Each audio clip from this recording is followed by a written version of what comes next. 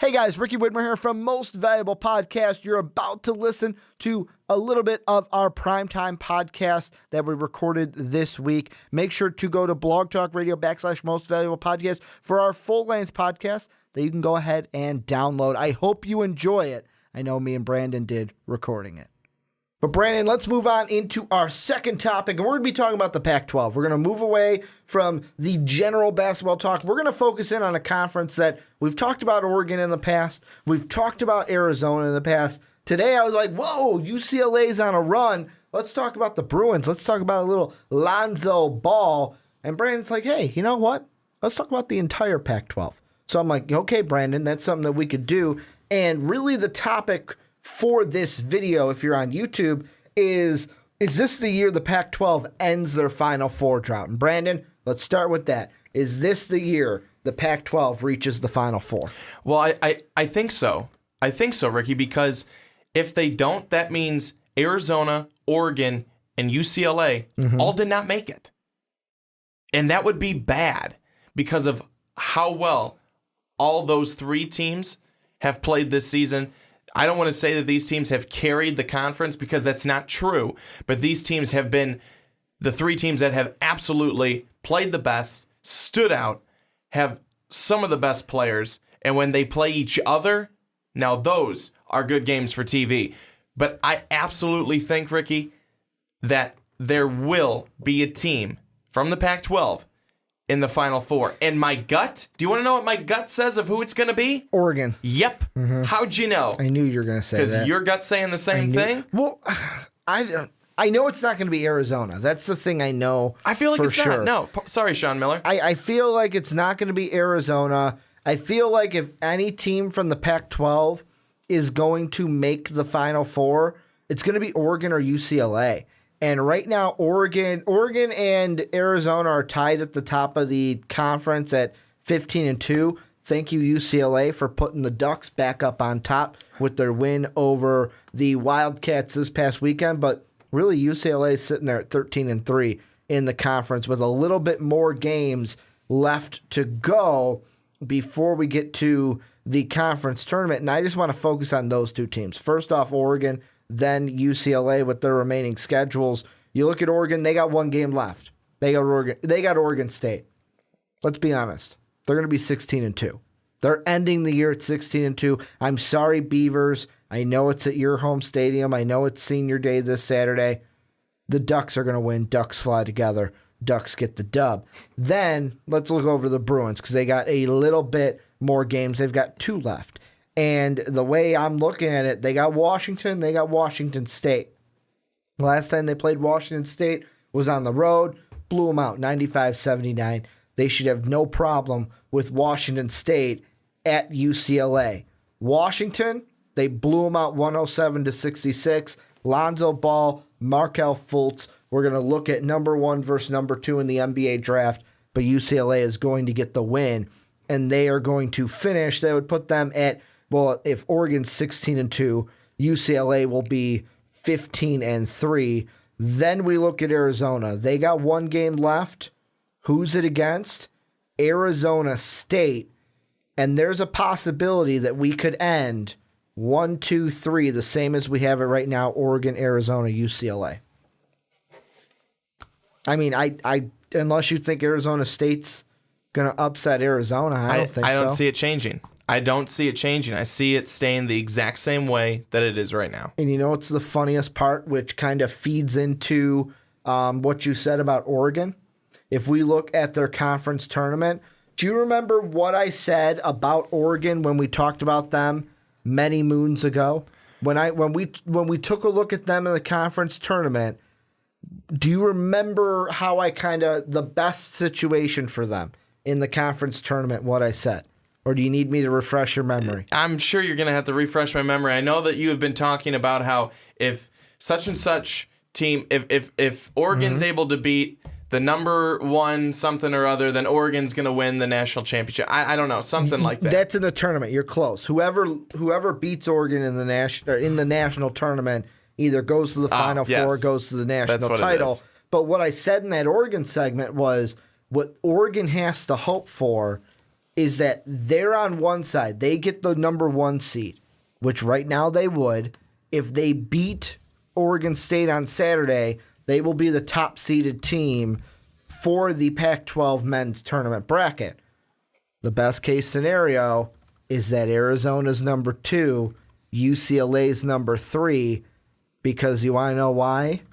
Those two have to duke it out on the other side. Yep, I do remember that. So that means you wait. You wait in the quarterfinals. Okay, 8, 9, whoever you want, you go ahead, you get the 8 or the 9 seed. Then you could play the 4, 12, or 5 seed in the semifinals. And then basically, if you get to that championship game, it's a big if because, of course, you got to win the 2 games. But if you get to the championship, then it's like, okay, we'll take our pick. Whoever, you know what, Arizona, UCLA, you beat the crap out of each other. You guys settle it out. We'll be waiting here, drinking our tea, drinking our coffee because it's Oregon and it's that upper Northwest and they drink coffee up there. I mean, Seattle's known for their coffee. Starbucks too. But we'll drink our coffee. We'll wait here with our lattes. You guys handle it out in the semifinals and then tell us who we're playing. That's how Oregon can be. Well, Oregon's going to definitely, I think, want to hope for that. But I think that you said you wanted to talk about UCLA a little bit too. You wanted to talk about everybody, but they've won. UCLA has won their last, 6 games? 1, 2. Oh, I clicked one. So 7. Basically, they have not lost since January 25th. January 25th was their last loss. They've won their last 7 games. Do you think that down the stretch, and when I say down the stretch, I mean that conference tournament and then the national tournament, do you think the fact that some of their best players are freshmen will hurt them? Because a lot of these teams, when we talked in the segment, in the last segment actually, about the number 1 seeds that we have right now and looking at their team, it was made up of a lot of upperclassmen and a sprinkling of a freshman, a sprinkling of a sophomore. And I'm not saying that these guys couldn't do it with freshmen. We've seen stuff like that before. But do you think that it will be harder for them because they mainly will have to lean on the freshmen? I don't want to. I wouldn't be as if it was them versus the Zags or them versus Villanova or maybe them versus North Carolina. I might favor the number 1 seeded team of the 1 seeds that I've named. But there's one thing that I've noticed about this Bruins team. The only 3 losses that they have had all year have been to Oregon on the road, have been to Arizona at home, and have been to UCLA. Those were USC. Those were all the first time they have played that team. The one thing I did notice after that, the second time they've played those opponents, a win over Oregon, a win over UCLA, a win over Arizona. USC. When they see them a second time, thank you for catching my back. I keep wanting to say UCLA. I got That's you. how much I like them. Baby, I got you. BB Rexa. It's one of those things where I was like, wow, when they see a team the second time, they're even better against them. It's kind of one of those things where it's like that first time, it's like, okay, now we know what you're going to do. And then they beat you. Like the way they lost against Oregon the first time, that last second shot, and then what does Lonzo Ball do? Does it in their face. Says, Dylan Brooks, this is how it feels.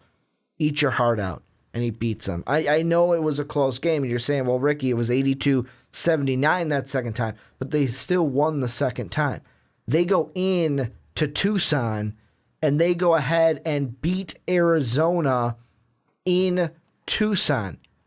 That's not easy to do. I mean, the losses that Arizona has had this year, Butler on a neutral site, the Zags on a neutral site, Oregon on the road. Oh, guess what? The only home loss they have this year is to UCLA.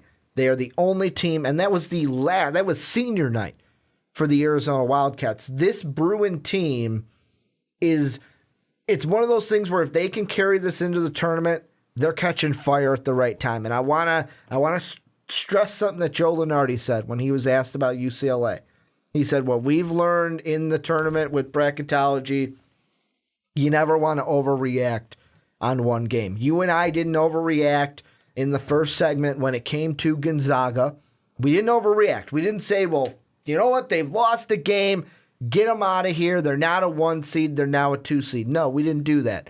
So I am not going to get on a soapbox and say that UCLA is going to do this, going to do that. But the one thing I will say is this is a team that, from what I've seen, what I can see with my own eyes, they have not lost since January 25th. That is 7 straight games. The teams that they have lost to this season, they have beat them the second time and have looked better the second time. This is a team that could make a run, not just in the conference tournament, but in the national tournament. And if I'm a team like Michigan, who right now is a tournament team, if I'm a team like Kentucky, who is a tournament team, those are probably their only tournament opponents in non-conference. Especially if I'm Kentucky, I'm going, no, I don't want to be in the same bracket with them. They beat us the first time, and the second time, they look even better against opponents. UCLA, first in assists per game, first in points per game, with over 91 points per game. Ricky, if they're able to take that into the tournament, both tournaments, that's going to be pretty hard to beat them. It's going to be very hard to beat them. However, they also give up plenty of points per game, a little over 75 per game. And their 91 is stupid good. But I think that if that's something that they're able to take in, and I think going back to the question that I had asked you, is that it won't necessarily matter if they're freshmen. If they play like they've been there before, does not matter. Well, it does not matter. But I think though too is that you take a look again at who they've beat, and they lost to Arizona, came back, beat them. They lost to Oregon, came back, beat them. They lost to USC. You know, I think that came back and killed them. I think that does say a lot for your team.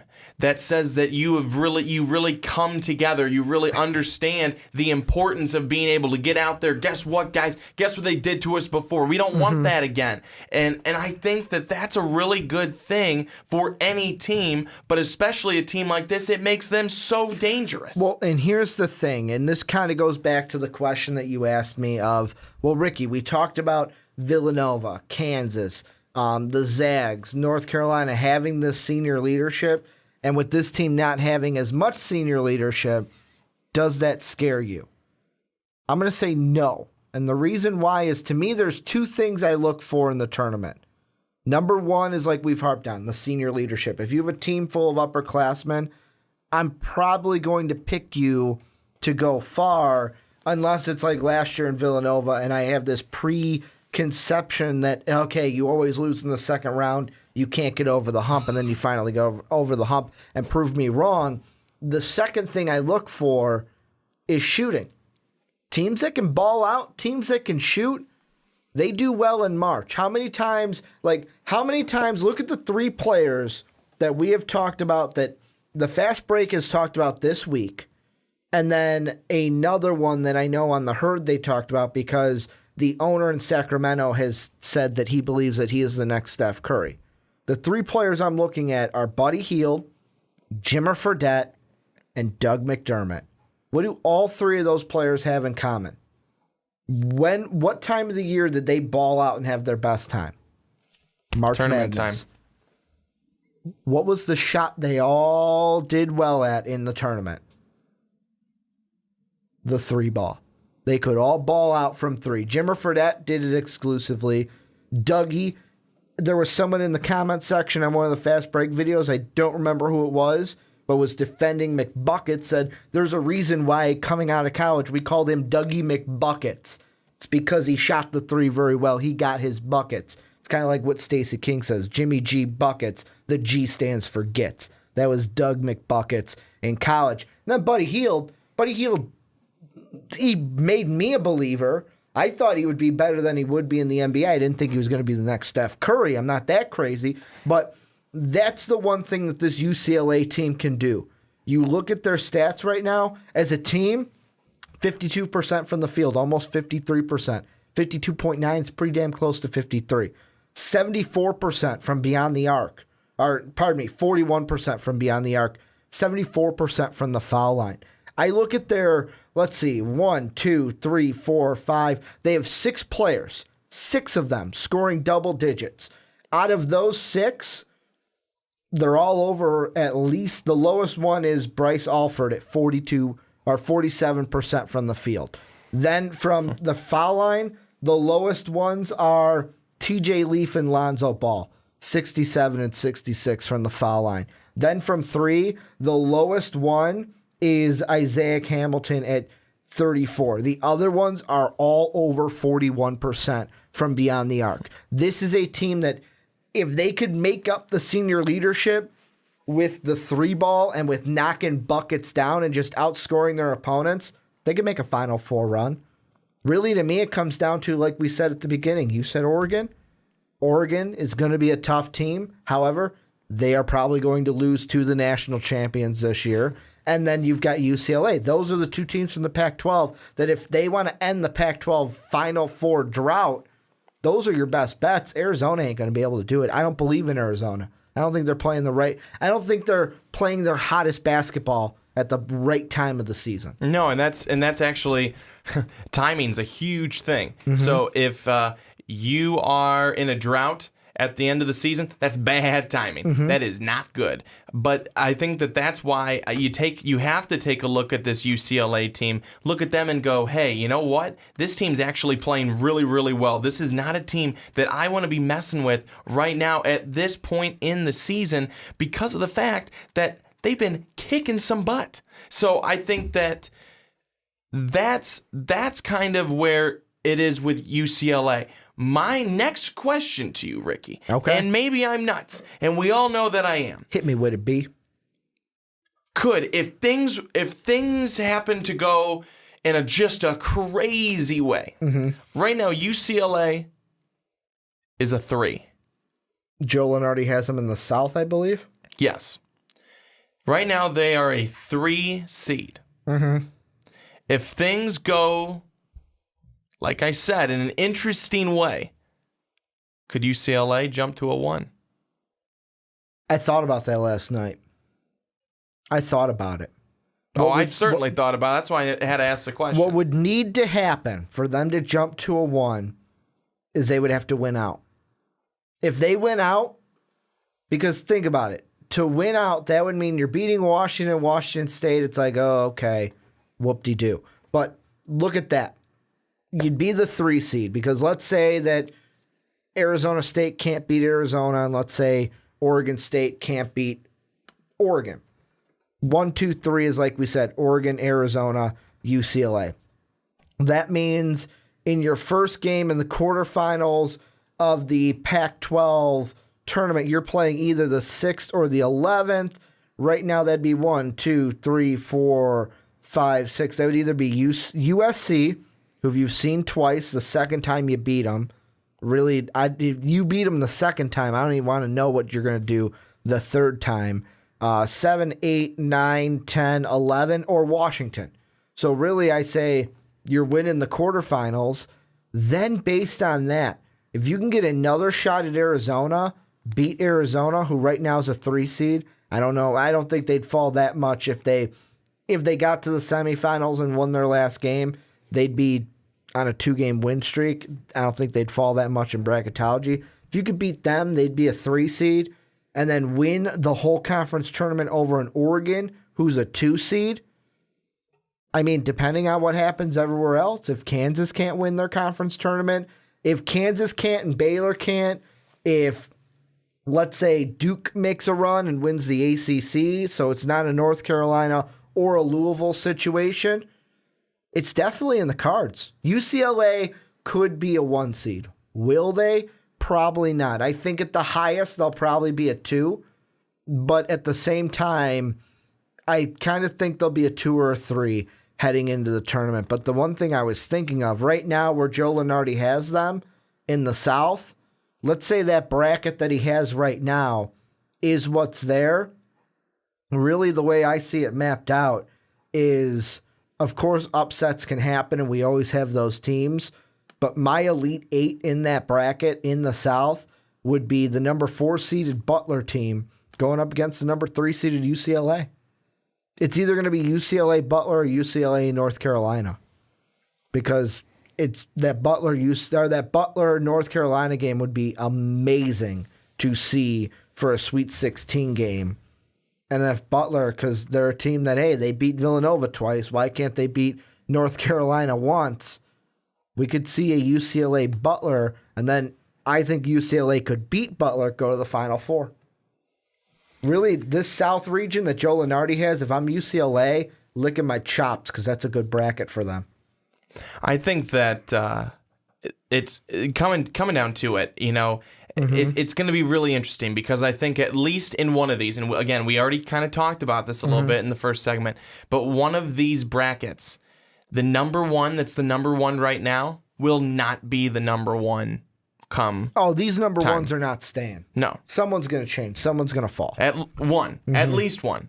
At least one. Probably the one that's a lock is, like we said, the Zags. I think so. If they win out, they're a lock. Yes. I think that's why there's reason to ask the question about UCLA possibly being a 1. And there's reason to believe that, guess what? These guys are not safe at number 1 right now, where they are. Currently, North Carolina, Gonzaga, Kansas, and Villanova. And there's a lot of basketball still to be played before we even get to the national tournament, because these conference tournaments are going to be huge. Well, I mean, even look at this. Look at just the 2 seeds. If, let's say, UCLA wins out the rest of the year, that means they have won the Pac-12 conference tournament. That means Oregon's not going to win their conference tournament. Let's say Baylor doesn't win and Louisville doesn't win. That's 3 of them right there. And then there's a chance that Florida could come back, play Kentucky in the SEC tournament, and Florida could win that one. Kentucky loses that one. That's all 4 2 seeds are not a conference tournament champion. Then we look at the 3 seeds right now. Arizona wouldn't be it. Florida would. That'd be interesting. They might jump to a number 2 seed. Florida State, it would depend on how far they would run in the ACC tournament. And then UCLA, who in this situation is the Pac-12 tournament champion with how we've laid it out. I love college basketball. I can't wait. I love college basketball. Next week is going to be fun when we look at all these conference tournaments, and we will have what I'm thinking we will have is, yes, we're going to talk about them on the podcast, but me and this guy are going to do individual videos, break down the big conference tournaments, kind of walk you guys through it and give our predictions for that. But before we move on to our last topic, which is a team that has been falling in Northwestern, is there anything else in the Pac-12 that we missed? And let's just answer the question one last time. Does the Pac-12, yes or no, end their Final Four drought? Yes, 100%. Yes, they do. Follow-up question, Oregon or UCLA? I think I talked myself into UCLA. I'm going to go with a maybe. It's a strong maybe right now, and it really depends on where everything falls. If right now, based off of Joe Lunardi's bracket as a basis, I would say yes, and I would say UCLA based on that South region. I look at that South region. So what's your maybe for them? And I look at, because we don't know if that's really going to be the South region. No, Things we have could no change. idea. Absolutely no idea. Things could change, but based on Joe Lunardi's, just so I can give you guys a rock solid answer, yes, UCLA. I'm going to say yes. I think I've talked myself into UCLA after this segment. But Oregon's still right there in my mind. Oregon's going to be in the Zags region. The Zags are going to beat Oregon and then go to the national championship and win it, Brandon. Duh. That's how it's going to work out, because I know everything, because the kiss of death don't have nothing. That's only for football. That only works for football, or so I hope. But this is where you guys come in. Let us know down below what you guys think about Oregon, about Arizona, about UCLA, and what do you guys think? Does the Pac-12 end their Final Four drought this year? Well, thank you guys for checking out this video from the Primetime Podcast. If you want to check out more, click right over here. The video's right over here. Check it out. Check it out.